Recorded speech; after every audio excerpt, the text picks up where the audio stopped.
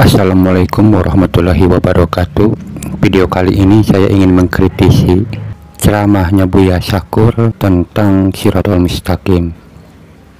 Jadi di sini ada dua ulama, Buya Syakur dan Syaiful Karim, yang dimana beliau ini menjelaskan tentang Shirathul Mustaqim. Tetapi ada sesuatu yang mengganjal bagi diri saya, karena dalam penjelasan Buya Syakur tentang Shirathul Mustaqim ini menganggap bahwa jembatan Shirathul Mustaqim yang diceritakan dibentangkannya di atas neraka ini dianggapnya mitos. Coba kita dengarkan dulu isi videonya seperti apa. Shirathul Mustaqim itu adalah di atas neraka yang tajamnya seperti rambut dibelah 7, sehingga kebanyakan orang semuanya akan terjatuh dari itu. Ini kan menjadi mitos. Jadi dari mana Shirathul Mustaqim? Misalkan di dunia jalan yang benar, yang lurus, bukan di atas neraka. Neraka sudah nggak ada urusan.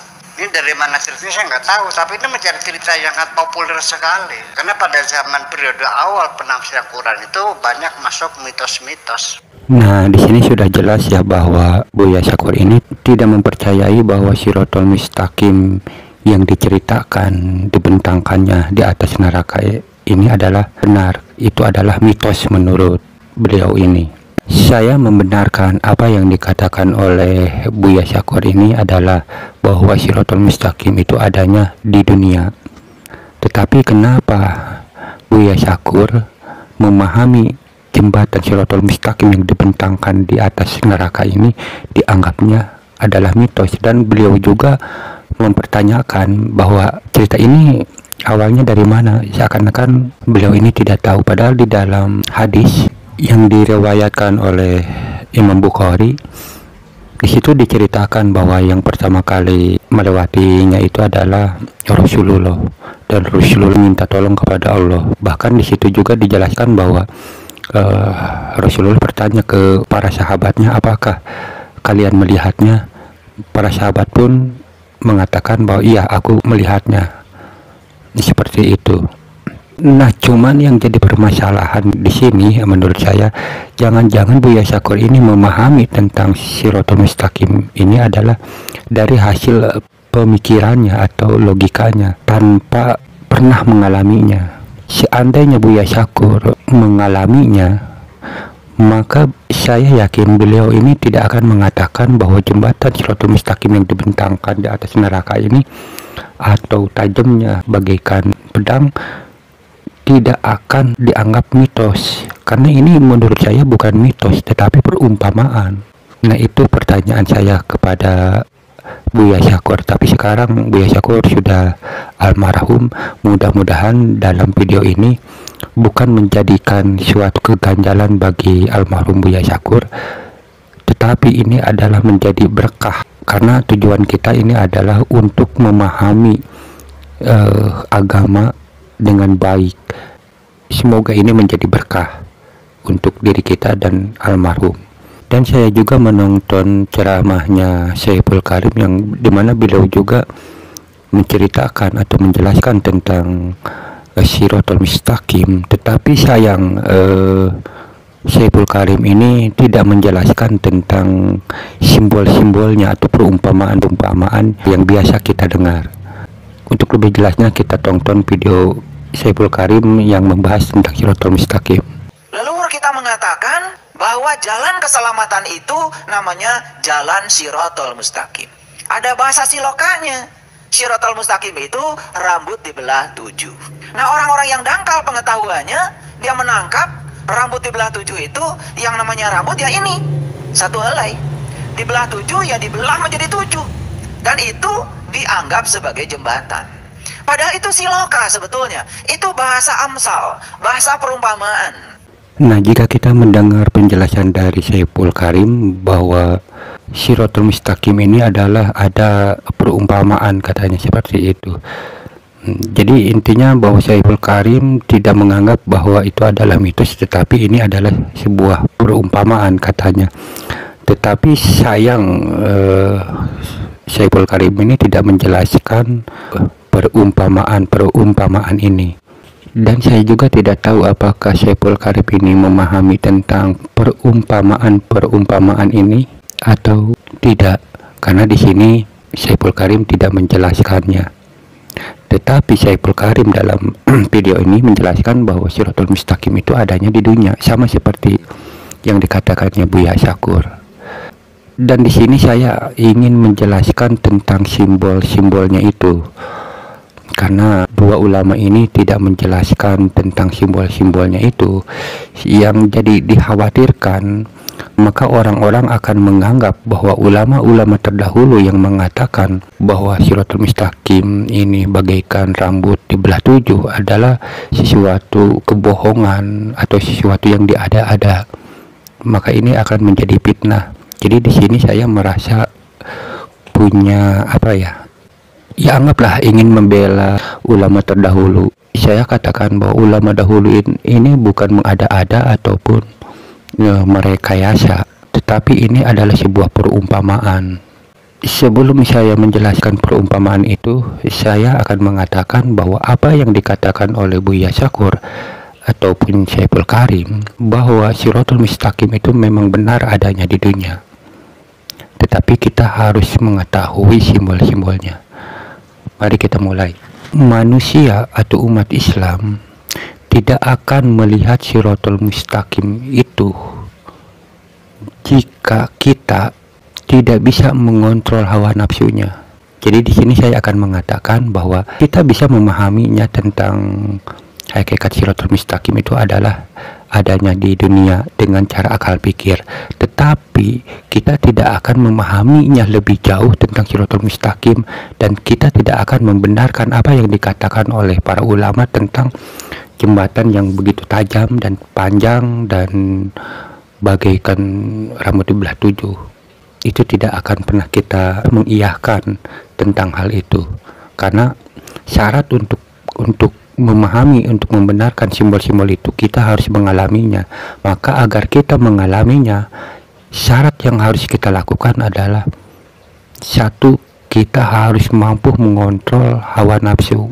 Hawa nafsu di sini banyak ya, mulai dari panca indera, pikiran, dan semua. Mungkin masalah hawa nafsu perlu kita tanyakan ke para ulama, apa saja hawa nafsu, lalu kita kendalikan.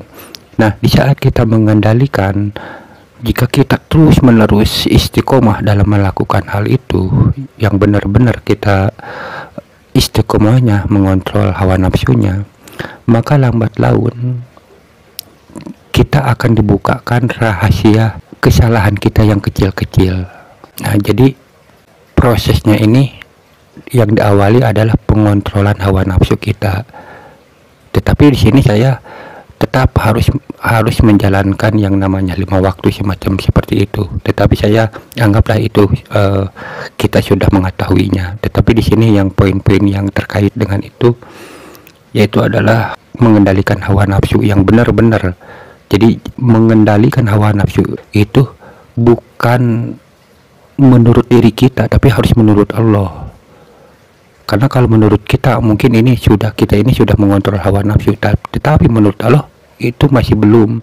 Maka kita harus memahami pengontrolan hawa nafsu ini harus sesuai dengan keinginan Allah. Satu. Lalu kedua, harus istiqomah. Tandanya diterimanya istiqomah kita dalam mengendalikan hawa nafsu, kita akan dibukakan rahasia kesalahan-kesalahan kita yang kecil-kecil. Maka di situ kita akan melihat kesalahan-kesalahan kita yang kecil-kecil. Di situ kita akan merasa bahwa diri kita ini akan dipenjara. Mungkin kalau kalimatnya dipenjara masih bisa berjalan sedikit atau selangkah demi langkah, tetapi ini lebih parah lagi. Bahkan bisa dikatakan bagaikan orang mati karena tidak bisa bergerak apapun. Ini detik-detik kita akan melihat atau mengetahui tentang Shirathul Mustaqim itu. Tetapi biasanya Allah akan mengujinya dengan laduni atau dengan karomah-karomah. Bisa saja kita ini dibukakan sesuatu hal yang orang lain tidak tahu. Nah, kalau kita lulus dari hal itu, maka kita akan melihat Shirathul Mustaqim itu. Jadi dalam pandangan kita, ternyata jalan untuk menuju Allah itu begitu sulit. Kenapa sampai begitu sulit? Karena di waktu itu kita ini melihat setiap kesalahan-kesalahan kita yang kecil-kecil, sehingga di saat kita mau berjalan saja ada sesuatu kekhawatiran bahwa ini akan menimbulkan kesalahan. Misalnya di saat kita duduk, kita akan bergerak aja, ada rasa khawatir pada diri kita bahwa geraknya kita ini akan menjadi suatu kesalahan. Karena mungkin bagi orang lain yang melihatnya bahwa itu bukan sesuatu kesalahan, tetapi bagi diri kita yang mengalami hal itu, yang sudah diperlihatkan tentang kesalahan-kesalahan diri kita, itu akan jelas sekali. Gerakan kita, tatapan kita, apapun itu akan terlihat, pergerakan mana yang baik mana yang buruk akan terlihat, sehingga di situ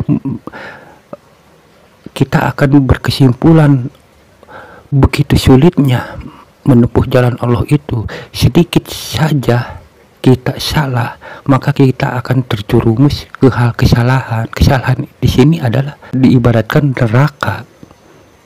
Maka di kala itu kita ini akan menganggap bahwa tidak ada satupun manusia yang mampu melewati Shirathul Mustaqim karena saking sulitnya. Maka di dalam hadis juga diriwayatkan bahwa Rasulullah pun melewati jalan Shirathul Mustaqim itu minta diselamatkan. Makanya para ulama menyebut bahwa Shirathul Mustaqim itu bagaikan rambut di belah 7 dan tajamnya bagaikan pedang, karena begitu sulit. Jadi sulitnya itu tidak bisa dibayangkan dengan akal pikir kita ini. Kenapa? Karena akal pikir kita ini tidak mampu mendeteksi kesalahan-kesalahan yang kecil-kecil. Sementara orang-orang semacam para wali mampu melihat kesalahannya yang kecil-kecil. Sehingga di saat kita melangkah ada sesuatu kekhawatiran.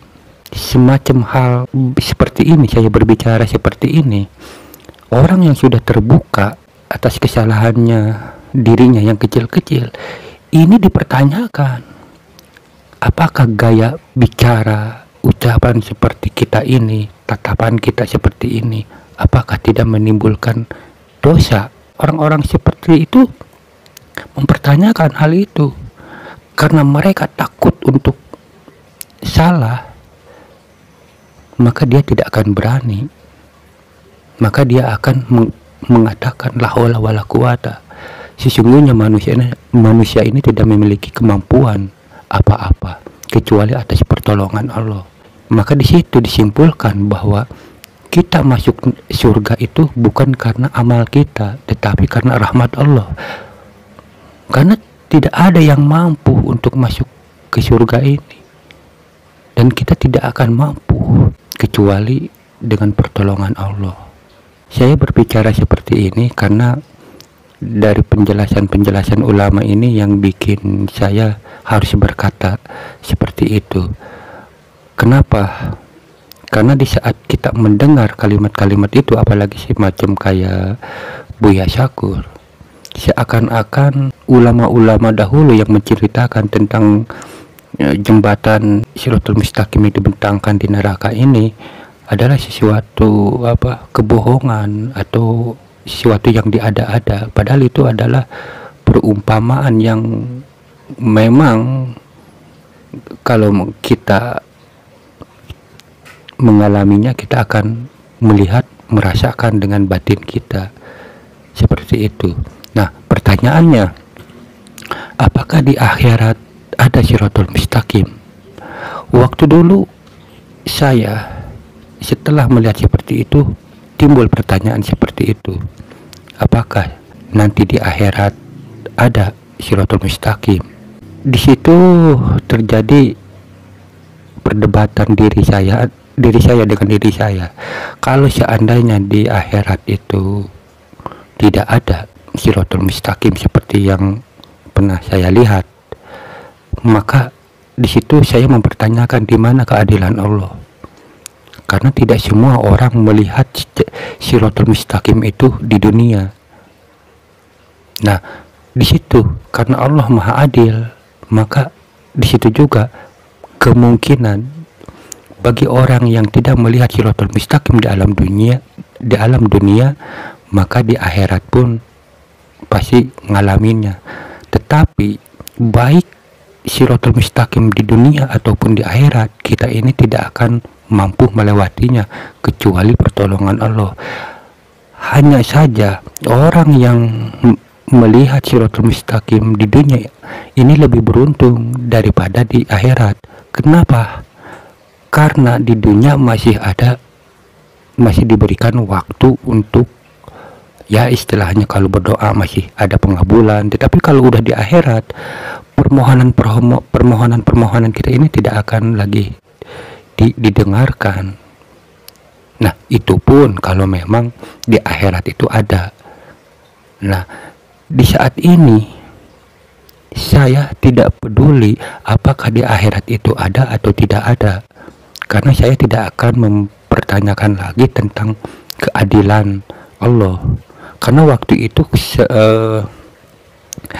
terjadi begitu saja. Setelah saya melihat Shiratal Mustaqim itu, ya tiba-tiba saja seakan-akan ya mungkin pengujian diri lah, ingin menguji diri kita. Saya nggak tahu, yang jelas ya seperti itulah, kayak begitu, dan argumen-argumennya seperti itu.